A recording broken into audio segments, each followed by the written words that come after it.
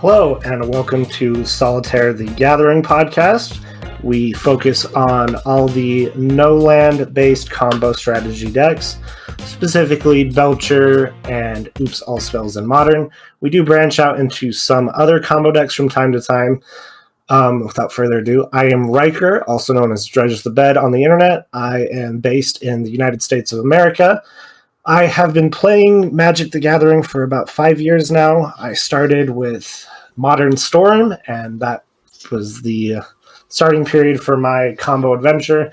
And now I'm here, and I'm joined by my wonderful co-hosts and even better pilots. We have Robert, Samuel, and Sharif. And for our very first episode ever, guys, go ahead and introduce yourselves. Hello, I am Robert, or Bob. I am known on Magic Online as Bob49. I'm in Austria. I've been playing Magic for 6 or 7 years. I've mainly played Amulet Titan and more recently Belcher. I have played Belcher to some success online. I've qualified for the Magic Online Showcase with it. So I'm excited to talk about this deck with some other great Belcher pilots. Alright, my turn. Hi, my name is Sharif. My online MTGO username is Micrograms. I've been playing Magic for like 5 years, Modern for like 1.5, maybe 2 years. Finally found something that I can actually consistently enjoy playing and winning with, which is Belcher, which is nice. So I'm joining you guys from Ontario, Canada, and hopefully we'll have some good discussion. Hi guys, my name is Sam, also known in MTO like Ashanti. I have been playing Magic for almost 20 years. I'm from Germany, but right now I'm living in Argentina. I always have a lot of fun playing combos, and I started playing Storm as usually modern combos play, and afterwards I got introduced in Belcher and Oops All Spells. Right now I'm playing a lot of Oops All Spells and having a lot of fun with that. And I hope we're going to have a great time together. All right, thank you guys. We do have some things we'd like to cover today. Up first, we have some discussion about the 4 pillars of Modern, specifically Hammertime, Death Shadow, 4-color Yorion, and Murktide, and how Belcher interacts with it. Belcher can be a difficult deck to sideboard with, and we did want to answer some of those questions for you. Up first, we have Bob talking about the Hammertime matchup. So, let's talk about sideboarding against Hammer. We want to add 3 Fury, 3 Force of Vigor, and 1 Nature's Claim.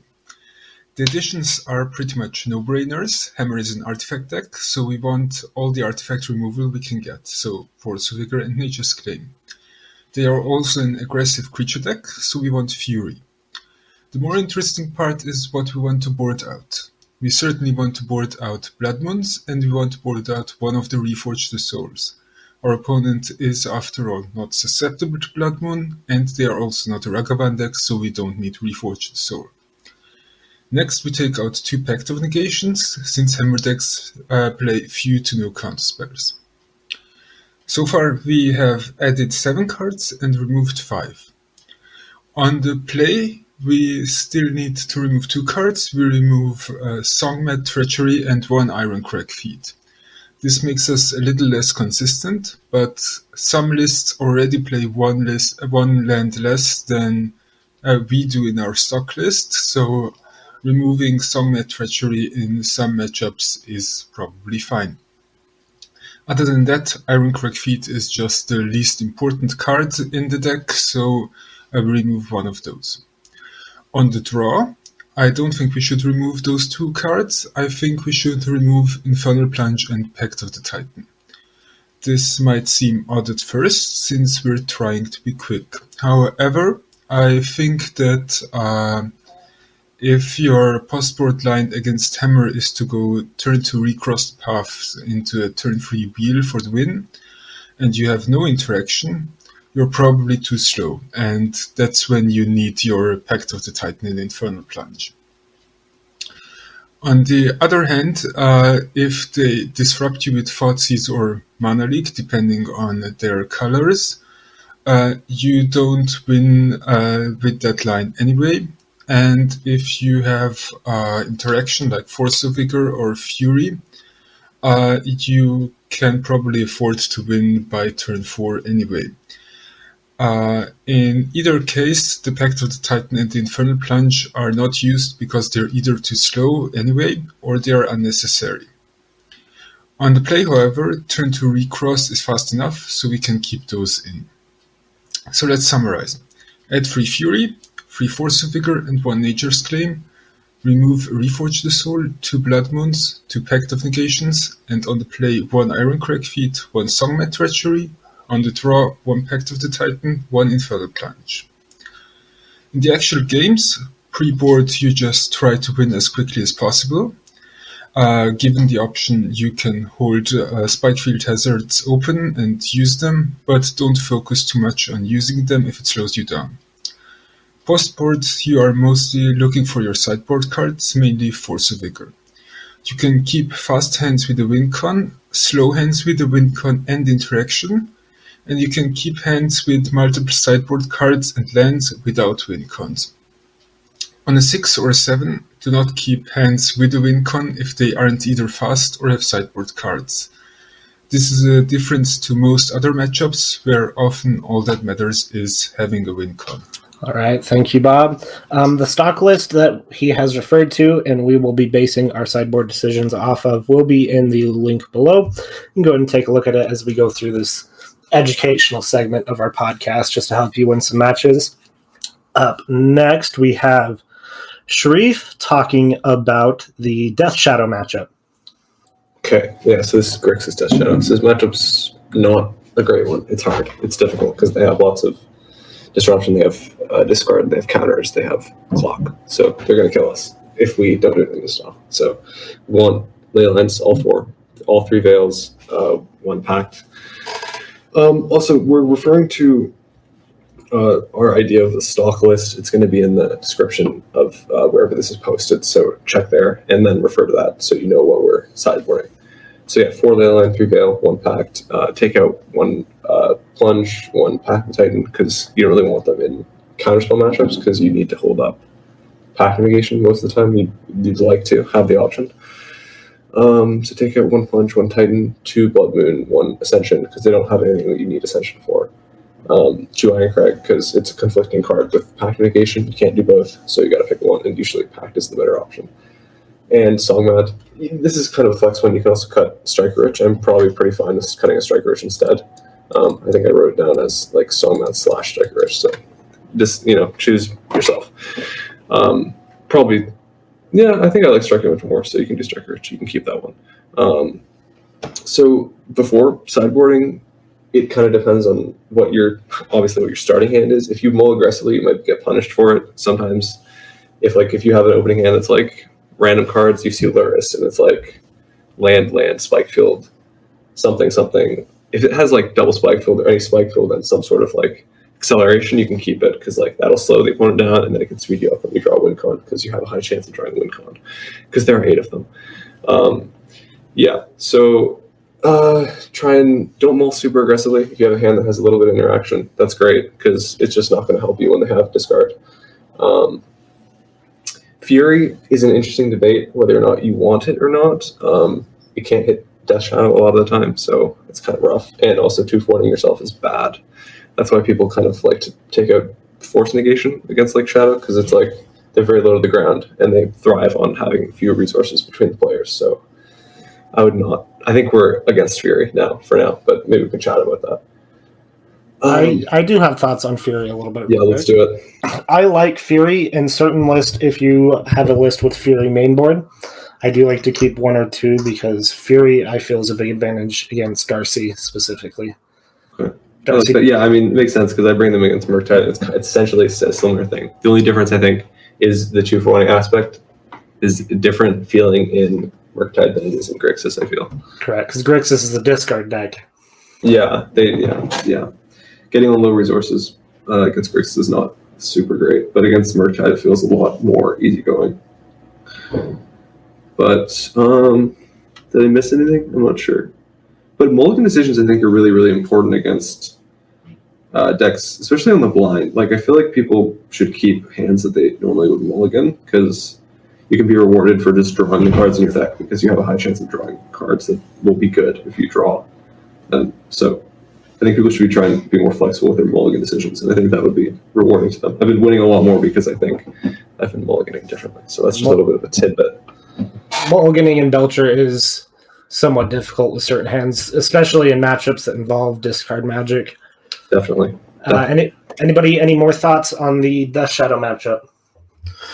In my opinion, I personally don't like Furies, but it's just because I really want to focus to bring down the Belcher and protect it. So I kind of like to focus on the Veils with the ley lines. I just don't want to dilute the consistency of the deck. So that's the only reason, personally, why I'm not on the board with Fury in this matchup. For sure, yeah. I felt that way a lot for Blood Moon, because it was like, okay, I'm paying 3 mana for this card, and it's like it's not killing the opponent. So what is it doing? But yeah, I think that's a good point for sure. All right, we're moving on to our next list to talk about, and we have Sam talking to us about the 4-color Yorion matchup. Thank you, Riker. So I basically had a quick shot with Morkaiser. He's one of the biggest 4C kings or pilots that are right now being playing this deck. And we were talking about the things that we actually shouldn't do as Belcher players, like trying to win the mid-range range, because they are like, in this thing, they are just better. So what my plan against 4C is bringing in the 3 whales and the Pact of Negation.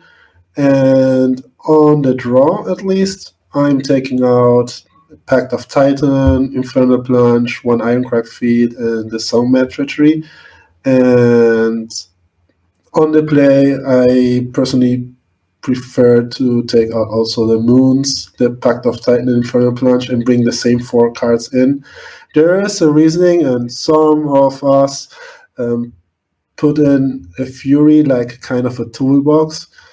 But in this matchup, personally, I like to really mulligan aggressively, try to find a quick hit. Like, I really think that Blood Moon on turn 2 is not a win against the 4C matchup. So I think that we should better find a way to activate our Belcher on turn 3 or play Recross the Path on turn 2 in order to like prepare the rest of the time, because once the game evolves, we can't catch up with the Blink deck. So we really I personally try to find a really quick hit and move really aggressively. So that's my thoughts against this matchup. I do like that. I think a common ground thing that we've been discussing here is we have been falling away from Blood Moon a little bit. They also play Ragavan now. This is true, and Force of Negation, I believe, as well, in some list. For sure. We have Blood Moon in the stock list because it's most common amongst most Belcher lists. Is Blood Moon is just what people have been playing. I did want to mention real quick, I think with how the meta is right now, we might need to move away from Moon and try other spells. And the theme is we want spells that kill our opponent or help us kill our opponent. Like Prismatic Ending or Silence. This is self-promotion. I'm playing Prismatic Ending and Silence in Belcher, but yeah, Sharif is trying something new. yeah, that's what are we going to talk about new cards? I really like the idea. I can't really agree with that. Oh, you haven't done yours. Yeah, we'll get to the new cards real quick since we do have some time. Bob, how do you feel about Blood Moon? Because you've always advocated against it for a while. I don't think it's very good in this deck. It doesn't do anything to accelerate us. It doesn't win the game on its own. Basically, you can play Blood Moon, and then you're still no closer to winning as you were before. And I think in a combo deck like Belcher, it is very important that all of your cards contribute towards the common goal. I've liked Fury to replace Blood Moon in the main personally.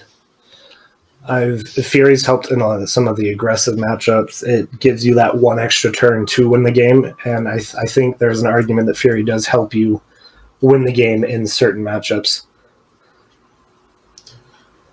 That is certainly an option. I think we will talk about various flex slots later on. Anyway. Okay, so up next we have me talking about the Murktide matchup. And if you've been playing Belcher for even a week, you'll already know that the Murktide matchup is quite difficult. It's never enjoyable for me to watch my opponent go Spire Bluff Canal, Ragavan pass. It's even worse if they go Spire Bluff Canal, Darcy pass. In this matchup, for the stock list, game one is going to be a little bit of a struggle. You're going to need to hope you find your Pact of Negations and hope that they whiff on some counter magic. Sideboarding-wise, on the draw, the 4 to bring in is all 3 Veil of Summers and the Pact of Negation. And for the draw specifically, would bring these in and then take out Pyromancer's Ascension because we most likely won't need to win that way. They're not going to have hate for it. I would bring out Pact of the Titan and Infernal Plunge. They are a counter-spell heavy deck, and we are just not going to be able to pull it off on turn 3 with protection and hope to win that way.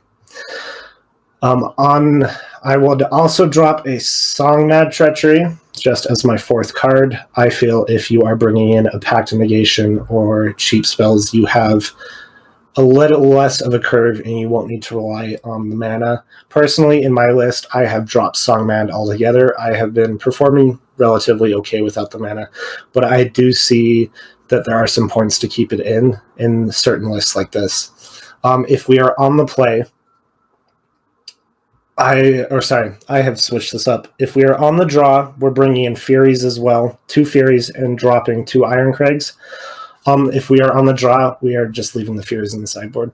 I like Furies in the Murktide matchup for the draw because Ragavans and Darcys really help accelerate our Murktide opponent into having counter magic, being able to filter cards to find more counter spells, being able to net mana with Ragavan to cast Murktide and hold up counter magic. The idea is counter magic is really bad for us. And you'll know that if you've been playing Belcher. There's Blood Moon in this list. I need to look over the stock list more. Blood Moon comes out before the Ironcrags. Blood Moon comes out all together against the Murktide deck because Ragavan is terrible, so I do need to reiterate. You would take out Pact of the Titan, Infernal Plunge, and the 2 Blood Moons and leave everything else in. You can still have Pyromancer as an out. And I have butched this a little bit because Murktide is one of my more difficult matchups, and I've always sideboarded differently. A lot of the times I play it, I've been trying to do new things. But I'm going to pass it over to my co-host and see what you guys have found most successful in sideboarding.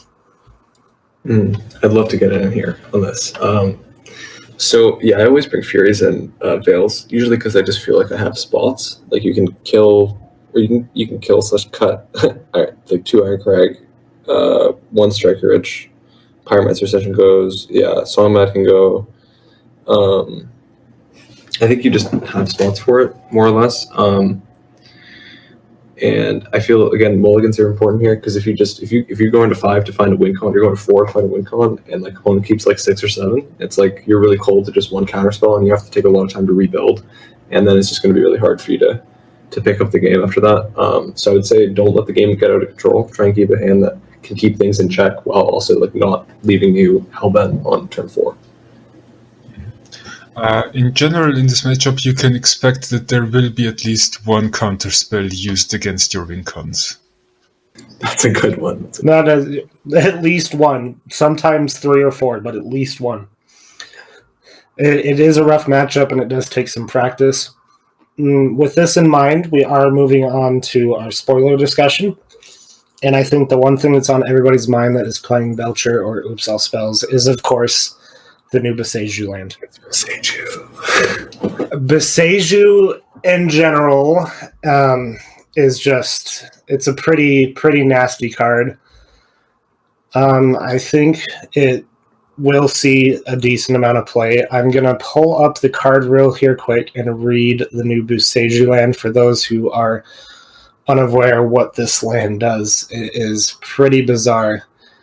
Boseiju Who Endures is the name of the legendary land, and it reads, add 1 green mana, and it has an ability called Channel. For 1 colorless and 1 green, discard Boseiju Who Endures, destroy target artifact, enchantment, or non-basic land an opponent controls. That player may search their library for a land card with a basic land type, put it onto the battlefield, then shuffle their library.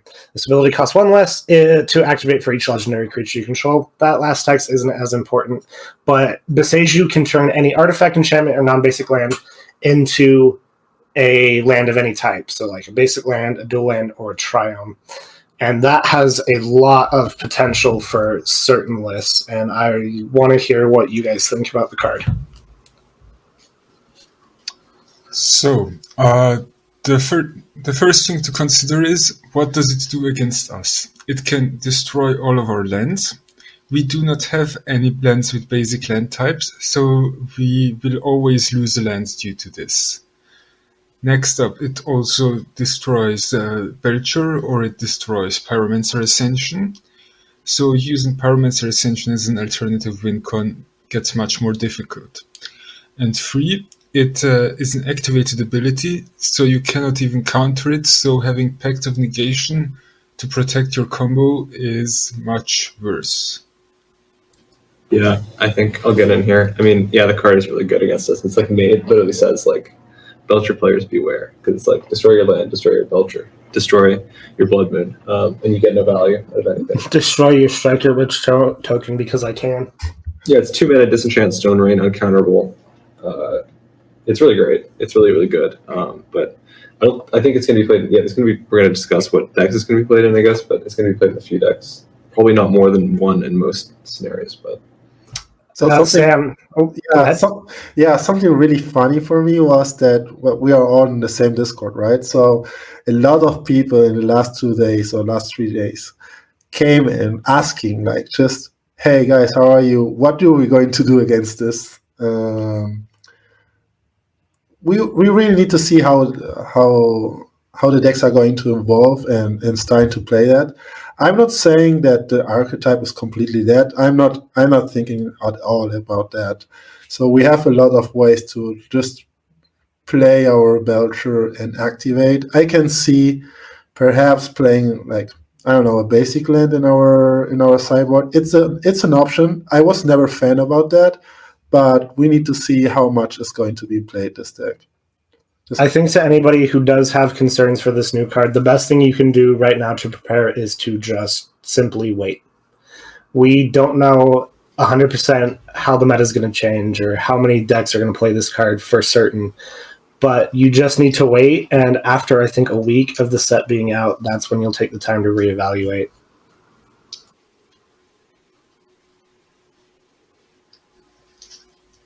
What you can do in the game itself is you should play around your opponent. Having this in particular, when you're creating piles, you can often assume that you will have 1 land less after your recross. And you should just play as if you had 1 land less during the pile creation. And this can save you often from getting one of your lands Boseiju'd. So what you're saying is we win the clash and we leave turn timber on top? That sounds about right.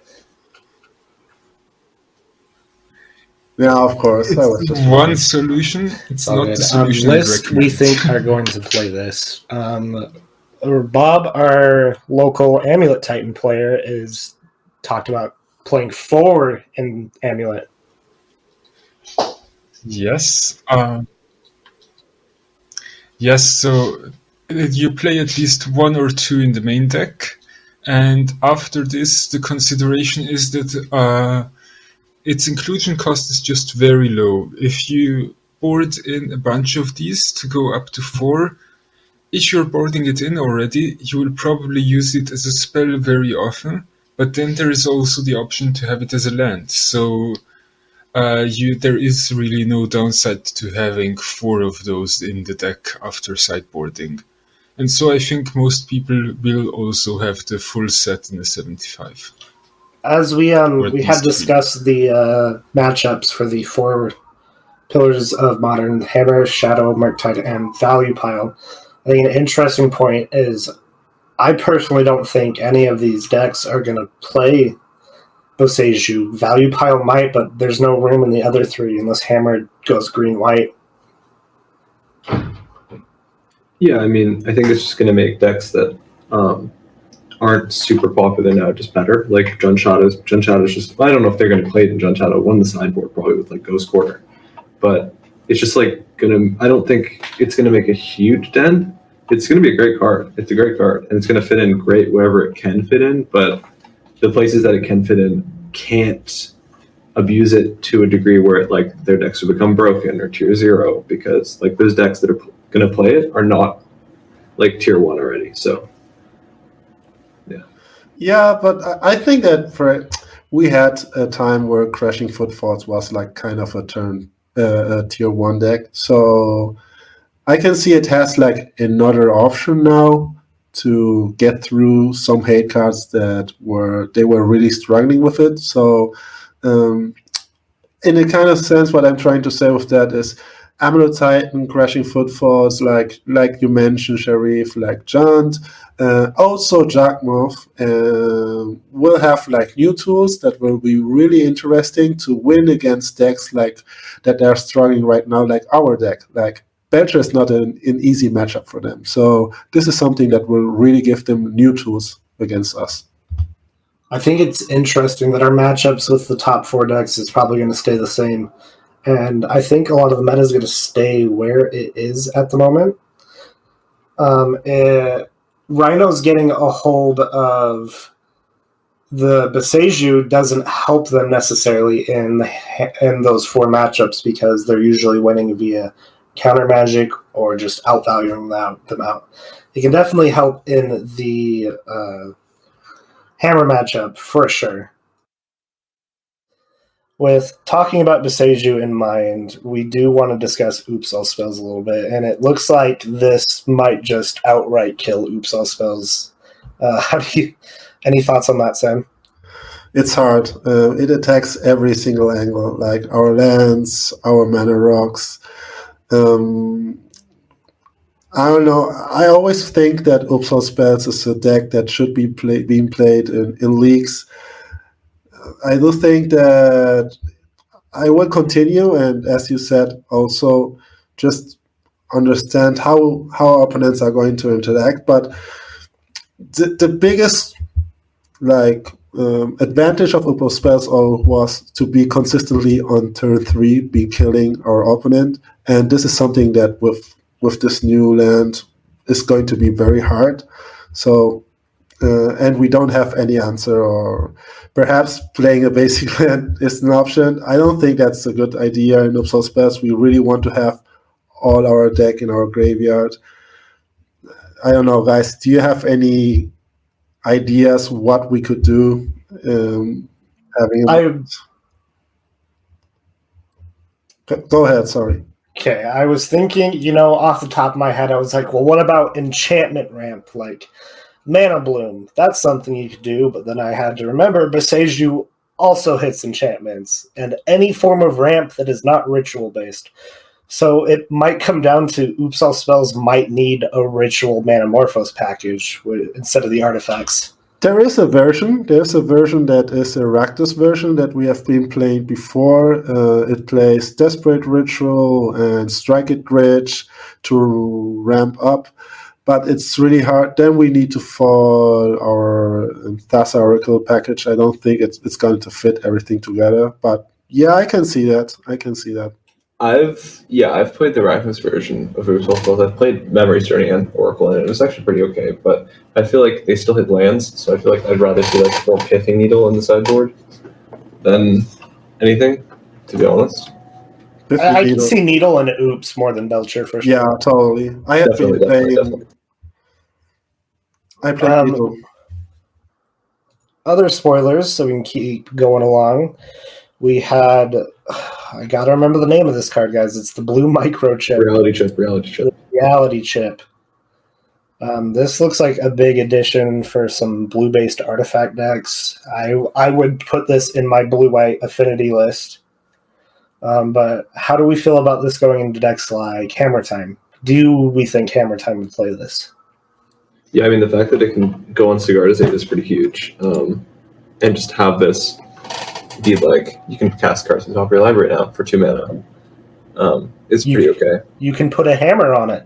You can put a hammer on it, too, which is nice. I think it's good. It's cheap. If you can get value out of it somehow, I think it's really good.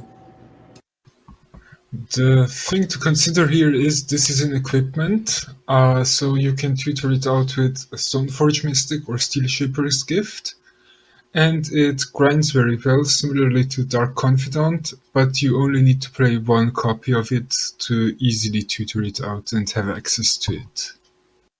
All right, moving on. I think Sharif wanted to share his thoughts on Invoke Calamity. Okay, so everyone's clowning me on Invoke Calamity.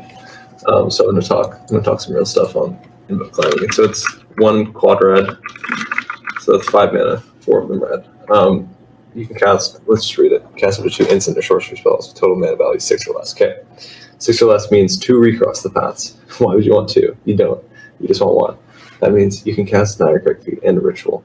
Wait, how would that work? No, that would work, right? Because you're casting them at the same time. Or no, you cast them in an order, right? Yeah, you put them on the stack, I guess. So yeah, they go in order. Cast Nine Correct Feet, get 8 mana for no reason. Or flash it back and get the double ritual that you just ritualed in to cast this card. Then you get an extra. Then it's an extra ritual. I think it's okay. I'm gonna play one of them. Maybe it's just really bad and I'm missing something. That's all I got. But I think the other card is probably better. The X1 red. Speaking of the X1 red, the next question I had for you guys is, from the spoilers we have so far, is there anything you think Belcher could use? Invoke Calamity. And the Reckless Dancing. March of Reckless Joy. One of them. One of each of them. March of Reckless Joy is a red instant. It is X and a red, and it reads, as an additional cost to cast the spell, you may exile any number of red cards from your hand. This spell costs 2 less to cast for each card exiled this way. Exile the top X cards of your library until the end of your next turn. You may play up to 2 of those cards. I think the up to 2 limits us too much in what we would like to be doing with Belcher. I feel like what was I going to say? I'm sure it was very witty. Atsushi is also okay. Except it's not, but I kind of want to play it. It's a 4/4 for 4, flying trample, and it dies creatures 3 treasures. It's literally Black Lotus for 4 mana and a 4/4. So Sharif always has some interesting deck building decisions. So when this set comes out, they'll play 1 of each. 1 Atsushi, 1 Calamity, and 1 that card. All right, the next card we wanted to talk about was March of the Otherworldly Light, and our thoughts on this card. I think it's great. Yeah, it's 1 mana. It can excite Ursa Saga on instant speed.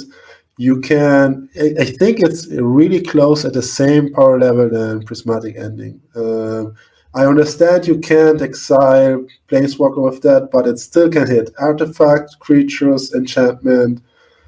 I love it. No, I think the biggest thing of this is instant speed. Instant speed Prismatic Ending, kind of. It's really good. This seems really good. I think it's particularly interesting for decks that cannot enable Prismatic Ending with many colors.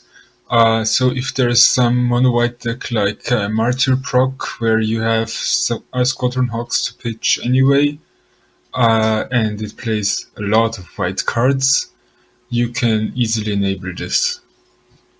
I would play this card in Oops All Spells over Prismatic Ending. I think it's good. It's good. We need to test it out and see how it interacts. You still need to remember that every other spell will cost 1 more than Prismatic Ending. This is true. The instant speed effect is very appealing. Yeah, correct. And having in mind that, perhaps even Nature's Claim is even better than that, but we need to test it out. This is true. All right. Any other spoilers anybody wanted to mention? I think that's a pretty good spread. I think we should talk flex spots. Yeah, we are very early into our spoiler season, so we'll get to that later. We did want to talk about the flex spots in Belcher. A common thing when people join the Discord or when people ask questions about Belcher is, why do you play this card and not this card? Or why do you play this card over this card? And the flex spots have been changing a lot over time. I kind of have a hot take on this. Let's hear it. So I think there's a problem with everyone sees this list 5-0 and it's like, oh my god, are we playing this one now? Is this better? You can and will win with any version of Belcher as long as it's not not Belcher. As long as you have the same game plan, the same cards more or less, you can switch 10 cards and still win the exact same amount, more or less. The deck is very flexible. So I agree with that 100%. Yeah, you can switch the entire sideboard and still win. Yeah. As long as your main board is 4 Recross, 4 Belcher, and the correct lands and ramp, you're going to win games. Yeah, for sure. But yeah, should we outline what the main flex spots are? It looks like, as we've been going through playing Belcher over the last few months or so, flex spots have come and gone, and they've involved cards such as Blood Moon, Pact and Negation, Pyromancer's Ascension, Fury, and even in some list, Wild Cantor. These have come and gone, and they serve certain purposes. They help us win the game in specific matchups because we are a gold fishing style deck. We still need to have interaction for certain spells. And we discussed earlier on Blood Moon, and I think we should finish that up here. Why we do and don't like Blood Moon. I can start. I have liked Blood Moon a lot less in the main because it doesn't, as we've discussed, help you win games. And I feel the matchups that Blood Moon is generally good in, we are pretty favored already. Any of your multiple colored decks, they usually lack counter magic and are stronger on Omnath or other value cards. But I have not dropped the Blood Moon effect altogether. In my list, I play 3 Magus of the Moon in the side because it does dodge Force of Vigor, Nature's Claims, effects that people will bring in to answer Belcher. I'll pass it over to you guys. Yeah, I think Magus of the Moon, if you're playing any Blood Moon effects, they should all be Magus of the Moon. I think it's really fantastic. Especially with the new Visagia card, there's no reason you shouldn't be playing just Magus of the Moon. Just get some put the Furies in the main, put the Packs in the main, put the So I think if you're playing main deck Blood Moon effects, you should play Blood Moon because everyone has creature removal. But if you're boarding in Blood Moon effects, you should play Magus of the Moon because everyone will board out their creature removal against us, and they will board in artifact and enchantment removal against us. Yeah, I totally agree with Bob. Right now, I'm playing 1 Blood Moon in the main deck and 2 Magus on the Moon in my sideboard. And the opponent just can't afford to leave creature hate in their decks. So we are tending to play much more Magus of the Moon. So I think that's totally fine. And against matchups that are really hard, like Mill, for example, it can host their mana base, and we can still attack with our Furies and with our Manas of the Moon, so I really like the card. All right. I think those are our thoughts on Moon. Let's move on to Pact of Negation. I think you need this. Card's great. Any main board Belcher, you do need this effect. Yeah, I think it's minimum 2, to be honest. It just feels you'll suffer too much in the matchups that are really hard if you have less than 2, I think. Yeah, it makes our hard matchups winnable. I like 4. So you need some number of these in either case because you, 1, need it in your piles, and 2, you will sometimes encounter control decks. In general, the more often you encounter decks with counter spells, the more often you want Pact of Negation. But what's nice about Pact of Negation is that even in the matchups that don't feature too many counterspells, you can resolve Belcher in one of your turns, then prevent your opponent from winning for a turn with your Pact of Negation, then kill them on your next upkeep in response to the Pact trigger. So even if you're not using this Pact of Negation to protect your combo itself, you can just use it to delay your opponent from winning for a turn. Yeah, Pact does give us a lot of angles. As we jump through, does anybody have any more thoughts on Pact of Negation? I mean, like TLDR, it's a free counterspell. So in a deck where you're trying to curve out a one card combo, it's great in the matches where opponent says, "I'm going to cast a spell and it's going to stop you from doing what you want to do," and then you can say 0 mana, "I'm going to kill you on my upkeep," and I can read the text and throw it away that says you're going to lose the game. So it's great in a lot of spots, and I think you need a good amount of them if you hope to win difficult matchups like Grixis, Murktide, Mill. I don't know, you don't need a lot of them, but that's the idea.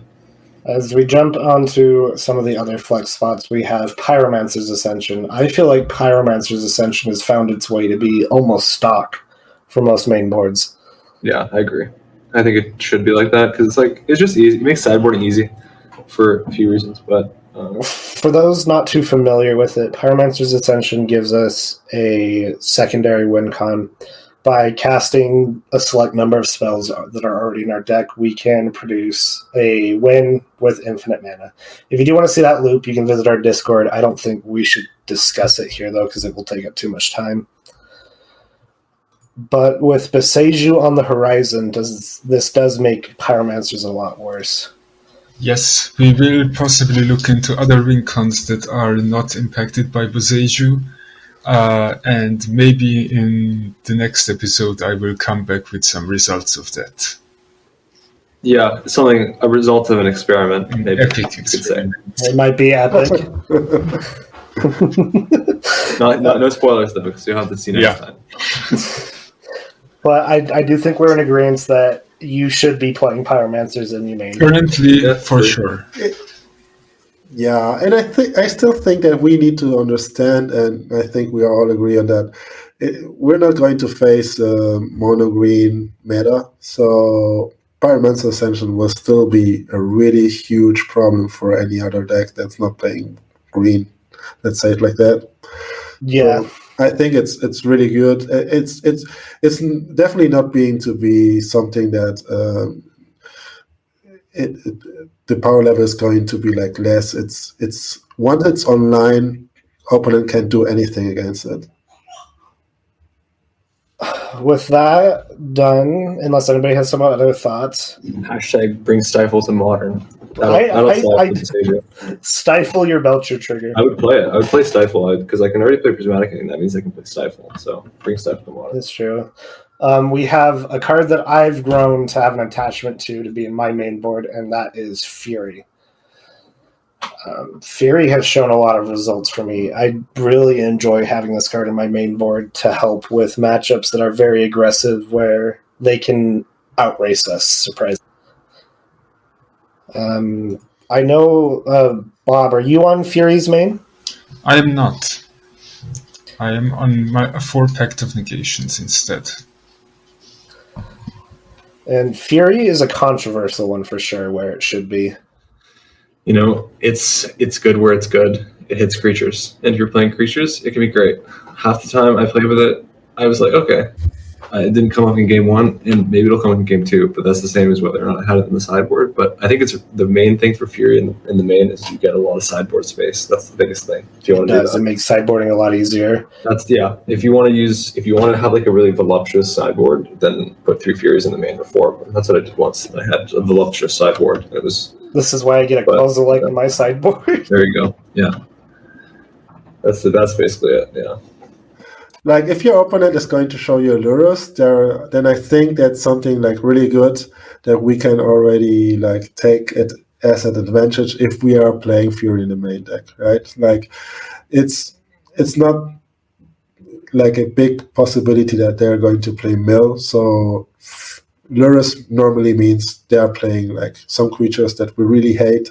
So I understand the argument. Yeah, okay, Ragavan, Darcy. We already know that. But I still, personally, in my perspective, like pitching our card that normally is always, no, it's not always, because we can pitch rituals, but pitching a land can be very dangerous. So that's my only like argument what I think if I'm going to play Fury in the main deck or not.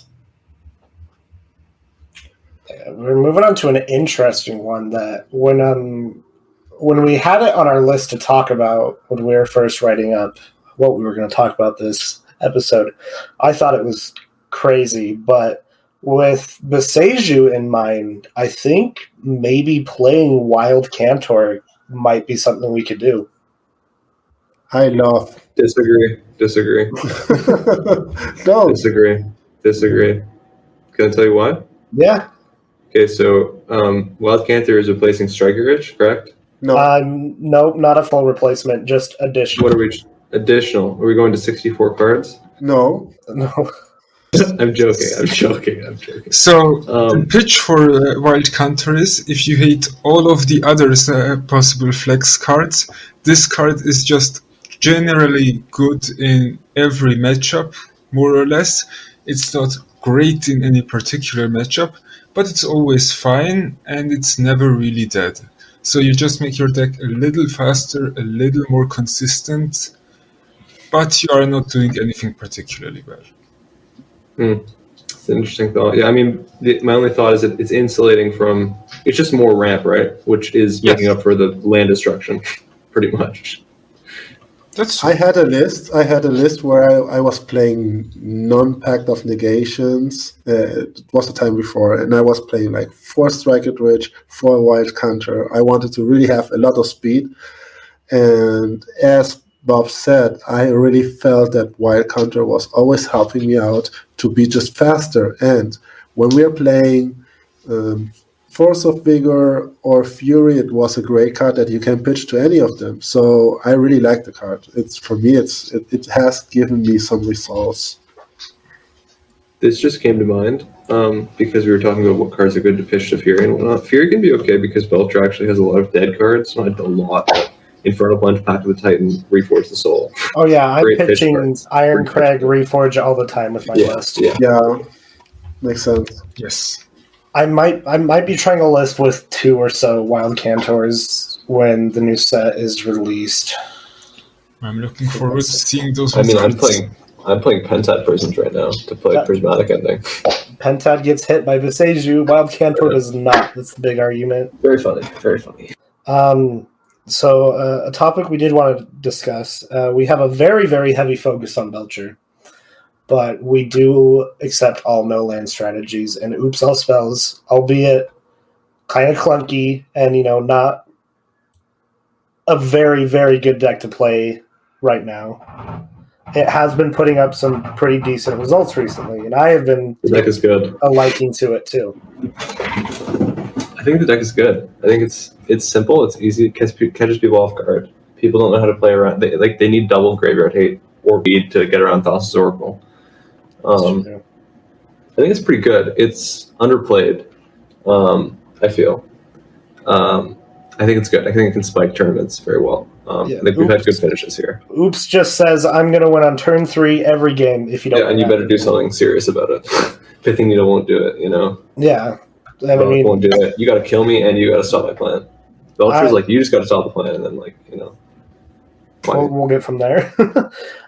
Sam has been playing a lot of Oops recently. I want to hear your thoughts on it. Yeah, so basically I started to play Oops really hard because I kind of get stressed out of all the recross pies, so I needed something like really easy to play, and I started playing out. I still think that when you pick up Oops all spells, it seems really easy.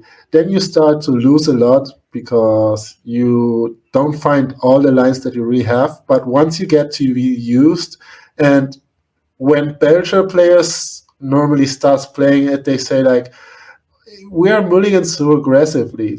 We're having 4 hands only with 4 or 5 cards, and that's kind of bad. And you don't really need more than 4 cards.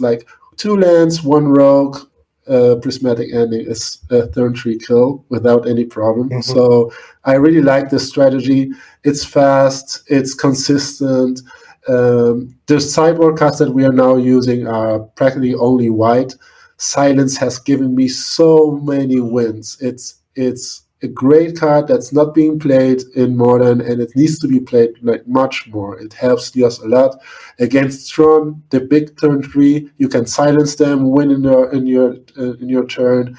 When Teferi is out, you can silence. They need to respond to it with a counter. If not, they're going to have the combo out also.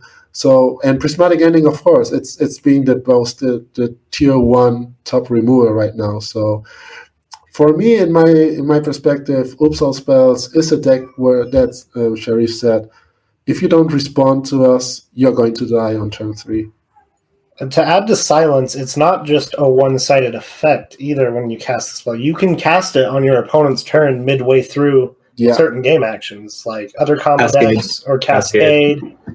It has more to it than, say, a Veil of Summer would, because I like silence a lot more than Veil in Oops All Spells. And Sharif's been trying silence in Belcher over Veil, correct? We're winning with it, boys. Yeah, we're playing 3 silence, 4 ending, with Pentad Prisms and 4 Mary's Call for Belcher. And we've been winning. We got like 2 5-0s in like the past 12 hours with it. Not past 12 hours, but like within 12 hours of each other. So yeah, it seems interesting. Bob, have you played any Oops? I have played a little of it. I don't have that much success with it.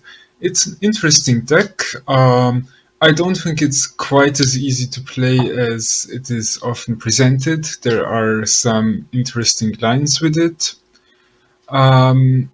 Overall, I just vastly prefer the recross piles, even if they are a little more complicated. Definitely, we'll have to try that Rakdos Oops list when the new set is released to see how that performs. For sure. All right. Any closing thoughts, guys? We are getting to that time. We do want to just put it out there. Do join in the Discord. You'll see all 4 of us around there often. You can pitch questions to us or other thoughts, just talk with us. For our next episode, if you do have any big questions, we will be doing a Q&A where we get to answer your questions as a group and give all our thoughts to it versus just one of us replying to you on the Discord. I think that would be unique. The next episode is going to be out after the new set has released, so we will definitely have some more topics, and we'll get to see how our thoughts on the new set will reflect back on them. Yeah, exactly. When we're losing to the Siege. I'm so excited. And go ahead, Sam. Yeah, I wanted just to remember you guys that you can also see us playing a lot in our Twitch channel. We play a lot of Belcher and Oops All Spells. So don't forget to follow us on our Twitch channel. Oh yeah, all 4 of us are on there quite frequently. I don't know how Sharif does it, but Sharif just clicks record and never unclicks record. He's just always going. Yeah. I play a lot on there. So yeah, check out the Twitch, Solitaire the Gathering Twitch. There's a lot of VODs, and we play on there very often, and it's a lot of fun. So yeah. If you're lucky, you'll get to see the one and only Bob stream. That's always a treat. Mm-hmm. They love him. It's always fun to stream. My favorite part also is when Bob starts to coach Sharif. Yeah, that was great. That was great. If you haven't noticed from all of us sitting here talking about Belcher, there is a lot of depth to Belcher, and all 4 of us have pretty unique takes on how we play it and how we decide to build our list. Yeah, the deck's great. The deck's very interesting. There's unlimited lines. There's always like, okay, I can stack my deck. If I can stack my deck, that means I can put any card on top of my library. How can I win? There's always a way, or not always a way, but like, there's always there's a lot of the time there's a way. So keep things interesting. Cheaters stack their deck and they just win, but we have to work for it. Yeah, it's harder when our deck is like built with like rituals and like lands. It's so interesting that a lot of like pro players, like they take the deck into a league, and you really see how they struggle with the deck, because you can't just pick it up and start to play. You really need to practice a lot. It's our way to but what I wanted to say about that is you need to like play like solitary a lot at home before you bring it to an FNM or any tournament. You need to really test it out. Oh yeah, we frequently have had people ask us about the Pyromancer's loop and them going to local tournaments, and we've just had to tell them, you need to sit down and practice it a few times. We do have visual guides. We have a PowerPoint and videos in the Discord if you do want to take a look into what the Pyromancer's Ascension loop is. Yeah. And if you want to see it live, I probably did it on the Twitch today. But yeah, so there's definitely recordings of us doing the Ascension loop live. So there's that. Okay, we've got a few minutes left of time. Is there anything anybody wanted to bring up that we may have missed? Other topics? I think we covered a lot of great stuff. We're like I think almost exactly an hour around, maybe. We're close to. Yeah, I think we did well. All right, let's just to remember. Or short comment, Riker, is a lot of players also ask how they need to play Belcher or any lands in tournaments. Just remember that we have also in a section, perhaps we don't need to extend ourselves right now regarding this topic, but this is something that really comes out a lot. Mm-hmm. When playing it in paper, there is some rulings that you might need to look into. Definitely join the Discord and talk to us, give us your thoughts. I believe there was something I wanted to mention, but I may have forgot. You know, I'm hoping we eat our words and that Epic Experiment is actually just the best thing ever. I'm waiting for it. It's easy. But yeah, definitely join the Discord, guys. There's lots of helpful information, and it's free. It is free. We are making this content for the benefit of Belcher and Oops players. There is a little bit of a lack in this style of deck getting content-wise. Yeah, for sure. And yeah, now there's lots of VODs, there's lots of Twitch content, there's lots of Twitch live content, and now there's podcast content for Belcher, Oops, common stuff. Should we wrap up, guys? Yeah, any closing thoughts? Last round. Anybody have any thoughts? Well, thank you everyone for listening, and welcome to this new project that we're starting. Hopefully it can be something interesting and thought-provoking. Definitely. We really enjoy doing this for you guys. Yeah, so I think we're doing this monthly or something. I mean, TBD, to be determined, but the plan is to do it monthly. Yeah. Monthly at the least, yeah. Yeah, so we're going to try and get this on Spotify, and hopefully you're listening to this on Spotify, which would be very cool. But yeah, shall we say goodbye, everyone? Yep, I am Riker, also known as Judge the Bread. I'm proud to be one of the co-hosts on this podcast. Okay, well, it's Bob, yeah. I'm Sharif, micrograms. We're going to sign off now. A few outros. Okay. All right. Goodbye. Okay. This was. This is our first time doing this, so it's a little sloppy. We're getting better. Like it has been really fun for me. Sam, Shanti talking to. So everything that we're going to do here is to help you guys and have some fun with the archetype, of course. Let's hope that Buseiko doesn't kill us in the next 2 months, but we will try to do our best to give you the content that you need in order to have success with the deck. It's okay, guys. They'll really stifle one day before Kamigawa comes out. It's okay. We have Squelch. Squelch, it's a card. We can use it. 2 mana, though. It's 2 mana. I know. Anyway. I know. Pithing Needle, dude. Yeah, Pithing Needle. We'll play Pithing Needle. It's fun to always close out with the wild rambling, but with that said, you can catch us in the Discord if you do have any more questions. Thank you guys. Signing off. Later.